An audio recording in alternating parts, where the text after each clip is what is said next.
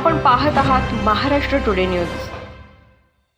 मंठा तालुक्यातील वाई गावात रेतीवाल्यांचा मात्र सुळसुळाट असून याकडे प्रशासनाचे दुर्लक्ष होत असल्याने रेती माफियाने मात्र धुमाकूळ घातलाय। गेल्या अनेक दिवसांपासून शासनाचे ध्येय धोरण फक्त धाब्यावरच। वाई येथे गोरगरीब जनतेला शासनाने दिलेले घरकुलाचा नुकताच लाभ मिळाला असून दुसरीकडून त्याच रेती माफियावाल्याने त्या घरकुल लाभार्थ्याला लुटावं हेच का शासनाचं धोरण। गेल्या अनेक दिवसांपासून शासनाने 600 रुपये प्रति ब्रासप्रमाणे रेतीचे रेट आकारले होते, मात्र ते अद्यापही प्रत्यक्षात उतरलेले दिसत नाहीत। मात्र एक ब्रास 3,500 ते 4,000 रुपये रेतीचे दर आकारले जातात। अशा परिस्थितीत घरकुल लाभार्थ्यांनी काय करावे हे मात्र मोठं आश्चर्यचकित काम झाले आहे।